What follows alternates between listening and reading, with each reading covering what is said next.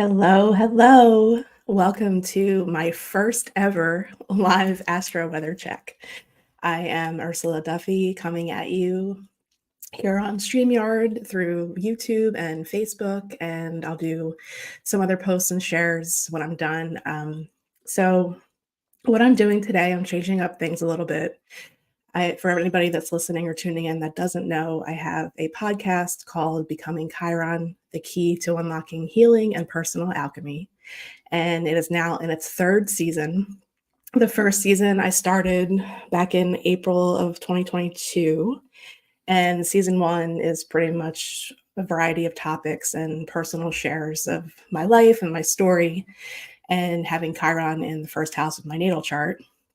And the second season is Chiron through the houses. So we learn about Chiron through the houses in particular, but also what each house of the astrology chart means, 1 through 12. We covered all that content in season two. And we're now in season three, which I'm doing Chiron through the signs. So we're covering Chiron and the signs in particular, but also just the vibe of every zodiac sign. So it was interesting back in Libra season, we synced up with the zodiac season that we were in. So the Chiron content matched the season of of the sun.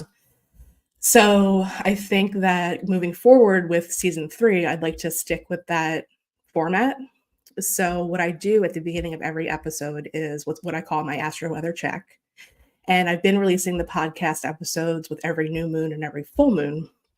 And now that's going to be shifting a little bit. I think I'm going to try and do these Astro Weather checks, which I didn't want to forego. I like doing them twice a month around the new moon and the full moon. So we'll be doing the Astro Weather checks either live here or I'll just upload a video. And then I'll be releasing the episodes, the full Becoming Chiron episodes with the full moons, which will be in that zodiac season. So the next one will be Sagittarius season, Chiron and Sagittarius, and we'll do that one just ahead of the Gemini full moon, Sun in Sagittarius, Moon in Gemini, which will be on November 27th. So just a little explanation of what I'm doing here and how I'm shifting things a little bit and kind of ripping off another Band-Aid doing this live. So I will also release this as a podcast episode in the podcast library. And I think on Spotify, I can actually do it as a video. So I'm going to try that too. And just, it's 11/11, a new moon is coming. So why not start something new? And for everyone joining live, hi. Thank you for being here. I'm not doing readings today. We'll be back doing readings with the whole team on Tuesday for Tuesday's live at 11:30 a.m. here Eastern time. So I'm just going to do the Astro Weather check today for the Scorpio new moon, which is coming on Monday morning. And we'll just touch on the cosmic vibe right now. I'll cover a couple of other things. I have a oracle card that I want to share, and then we'll wrap it up. It'll just be short and sweet today. So we're in Scorpio season still, and we have a new moon coming up on Monday at 4:38 a.m. here in Atlantic City, New Jersey. I hit record and went live today, 11/11 at 3:30 p.m. Eastern time. So we'll have the new moon soon.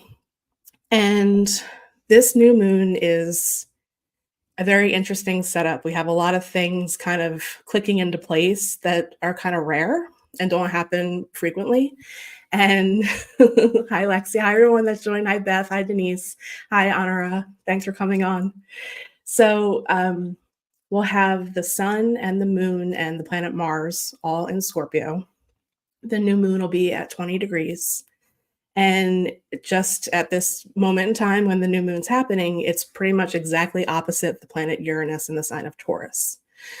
So this is going to light up the Taurus-Scorpio axis, the zodiac axis. They're opposite each other. And when we have Uranus involved with anything, there's always some kind of surprising energy. It's like lightning. It's related to the Greek god Prometheus, and it's very much about rebellion and things that are new and revolution and all those themes. And we have it opposite not just the sun and the moon with this new moon, but Mars. And those are the two planets that are very much known for explosive energy. Mars is our path forward, it's our drive, it's action, it relates to our solar plexus chakra. So whenever these two planets come in contact, whether it be together or in opposition, like we'll have with the new moon, expect surprises. But there's a couple other layers with this because right now Mars has been traveling very close to the sun. And when that happens, when a planet's within 10 degrees or less near the sun, it's invisible. So Mars is the traditional ruler of the sign of Scorpio. So Mars is the ruler of this new moon, but it's invisible. So whenever we have a planet invisible or what's known as under the beams, the energy is sort of a little bit hidden. And with Scorpio in general, we're talking about things that are hidden. We're talking about the unseen realms. We're talking about our senses beyond the traditional five. So the action involved with this new moon energy might be a little bit delayed. We have a new Mars cycle beginning next week on the 18th.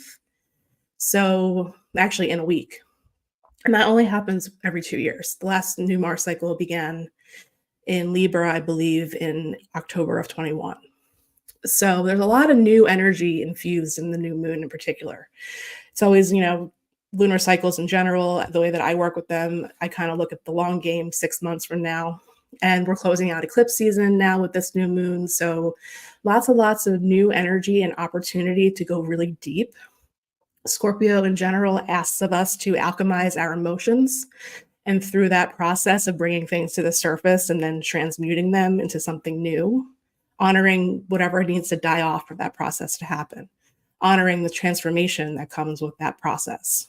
So with all the planets sort of on the one side and then the heavy hitter Uranus on the other, there's a lot of potential energy involved with this new moon. We can start doing our ceremonies again. I always recommend kind of holding off on those things during eclipse seasons just because they're portals and we don't really want to call anything in that's coming through with that time of the eclipse window anyway. So eclipse season will be behind us. We can start doing our new moon ceremonies. So really dig deep with this new moon.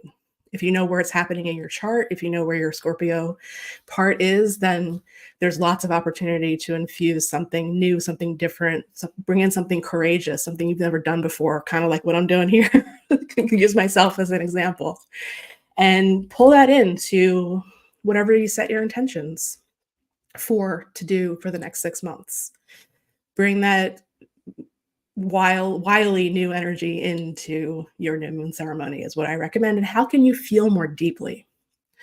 We're kind of taught in our society just to push our emotions down. And then a lot of times when you do that, or if that's, your go-to way to deal, it kind of comes up in not necessarily the most healthy way. So knowing that there's already explosive energy involved with this new moon, knowing that we've been in Scorpio season now for almost a full month. Actually, so the sun will move into Sag, I think, on the 22nd of November. Let me check that. Yeah. So we still have some time. And knowing that the new moon is also kind of coming ahead of the new Mars cycle, really, really take the opportunity to spend a little bit more time than you might usually with your intention setting, with your soul searching, with whatever shadow work may have been coming up during the eclipse season, because we're still integrating all of that as well. I think pretty much like all of October was eclipse season. And I talk about that in the previous episodes. Actually, the last episode was all about Scorpio and Chiron and Scorpio. So you can find the podcast on our YouTube channel and on any of your favorite podcast platforms, Spotify, Apple, Audible/Amazon, and a couple of the other ones I think it's on. So you can go back and listen to the Scorpio episode, which was the most recent one. I think it was episode 32, and get a good idea of Scorpio, what Scorpio means, and how to work with that energy in general. So pretty much I like to pick taglines for the new moons and the full moons. And what I picked for this one was pretty much alchemize your emotions, honor the death process, honor whatever's been coming up around this energy. We're in that balsamic phase now where the moon's not even visible. The moon actually just shifted into Scorpio today. So it's a time of deep rest and reflection before the moon is visible again when it's new, when it's that waxing crescent. So that is the invitation with all of the planetary energies involved with the new moon. Like I said, that's coming early on Monday morning. And then just some other shifts, like the personal planets are on the move. We had Venus shift into Libra back on the 8th. Mercury just shifted into Sagittarius yesterday on the 10th. And then, like I said, we'll have the new Mars cycle start on the 18th. The sun will shift into Sagittarius on the 22nd. And then, yeah. And then we'll have Mars shift into Sagittarius on the 24th. So Mars will start growing in the morning sky once it becomes visible again. And then we'll have the Gemini full moon, and we'll do another Becoming Chiron episode just ahead of that. That's on the 27th. So lots of shifting energies now. We're kind of coming off of where things were really stagnant throughout the summer. Venus in Libra is a much different vibe than it was during eclipse season when it was in Virgo. So now we're shifting into a place where Venus is at home, Mars is at home in Scorpio. The only one not at home right now is Mercury in Sagittarius, which is opposite Gemini. So it's a little bit more layers to Mercury's functioning in that sign. It's kind of can be like a foot and mouth vibe, like truth, like word vomit, like taking a line from the Mean Girls movie. So just be careful with your words, especially with the explosive energies that we have going with the opposition between the sun and Uranus, the moon and Uranus, and Mars and Uranus. So remember, take a breath, respond rather than react, take a beat, and we'll actually be closing out 2023 with a fourth Mercury retrograde. So Mercury is sort of growing now in the evening sky on its way to the next retrograde, which will be in December. And I'll cover that in the next podcast episode or two. So that is our cosmic vibe at the moment. Things are moving forward. Like I said, we're coming out of that eclipse season, that deep immersion that we were in that entire time. If you'd want to share, I'd welcome comments on your eclipse season experience. But it's definitely been an interesting one, to say the least, for pretty much all of October. And yeah, so, okay, this deck that I pulled for today, whenever I'm discussing Uranian energy, Aquarius energy, I love using this deck. Sacred Rebels by Alana Fairchild, Guidance for Living a Unique and Authentic Life. So the card that I'm going to read from today, I think, encapsulates the energy really well. And I've pulled this twice now for clients in the last couple of weeks. So I felt like maybe it's another message that needs to come through for the energy of this new moon also. So it is card number 6, Shock of the New. Pretty appropriate. And the card is just super beautiful. It has, for anyone not listening, for anyone that can't see the video, that's listening that can't see the video, it's a beautiful, beautiful image of a woman, and her hair is all sunflowers, piano keys, and speakers. And there's a beautiful sacred geometry, light, some kind of symbol on her throat. And the background is just all this beautiful like sound waves and kind of like what you would imagine as far as like the flower of life vibe and that kind of thing. And I think that this speaks to us in a really unique way as far as using our voice, maybe in a different way. And whatever comes to light after this moon is new, whatever surprises or hidden energies or truths or delayed action or reaction to whatever's been coming up for the last month or so at this point, to process it, integrate it, and there's definitely a healing element involved in all of this, and maybe use your voice or your words in a different way. So I'll read from the book for this one. These descriptions are beautiful. And since I can't post pictures on all the platforms, we'll just capture it here in audio. What wild, unconventional voice is calling to you? Can you hear it? Is it so different and so unusual, it might be hard to decipher? Like hearing an unfamiliar language for the first time.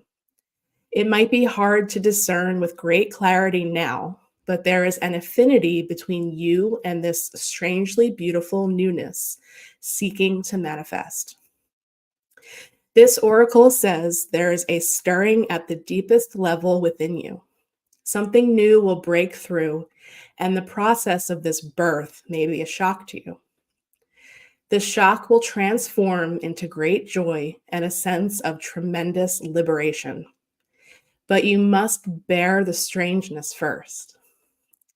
That strangeness might be something that rattles your beliefs about yourself and your world, daring you to become more of yourself, more open to where life is leading you, and more willing to be the unique, sacred art being crafted by the hand of the universal creator. Nature never shies away from strange beauty. She allows for endless diversity, and her sacred works are often peculiar and stunning. You live within her field of creative grace as a specially created work that also creates. You are being asked to surrender any fear you may have of being seen as exotic, unusual, eccentric, or bizarre. You are being asked to make peace with strange beauty and to let it happen through you in creative flow. Perhaps you need to allow your conventional ideas of beauty to become even more inspired and open. Perhaps you can allow your need for the world to behave according to your fixed ideas to fall away. You will receive so much more in its place. This oracle comes with a special message for you. There are rumblings and stirrings of the creative life force happening now, deep in the undercurrents of your being. If you are very attuned or sensitive, you may have consciously felt this already with excitement, discomfort, or both. If you have not yet sensed these inner stirrings, they are happening all the same. So be on the lookout for the big shift of new birth, the shock of the new, the unconventional, the strangely beautiful, and the disturbing liberation of that which is foreign stepping into your life. This is life creating the stage upon which you will experience greater fulfillment. Don't be nervous if the rumble of change turns into a mighty roar that rocks boats, bursts forth as novel ideas, and changes things in a way that is out of your control. This is life happening. Free fall into it. The oracle of the shock of the new comes to you saying, the old way is on its way out. You are being invited, dragged, nurtured, and coerced into the new. You can handle it. This oracle brings you guidance. You are about to encounter something new and different in your life. This is helpful. Don't reject it. No matter how small or insignificant, or how powerful and life-changing it may seem to be. You are being asked to dispense with your reliance on the past and what have been your tools to navigate life. You have outgrown your old methods. You will have to fly by the seat of your pants, so to speak. As you experiment with new ways to be, life will show you the way. And all of these come with a healing process. So here's the healing process for this card. If you can, allow yourself to feel as though you are becoming soft and gentle in your mind, heart, and body. Breathe easily. Relax. Imagine the strangest and most beautiful creature you can. Bring it to life with color and texture. Envisage the eyes, the body, the wings, the fur, the feathers. How bizarre can you get? What are its qualities, powers, and characteristics? Be playful with the process. If you find it difficult to visualize, you may like to write a description of your strange and beautiful creature, or simply imagine what it would feel like.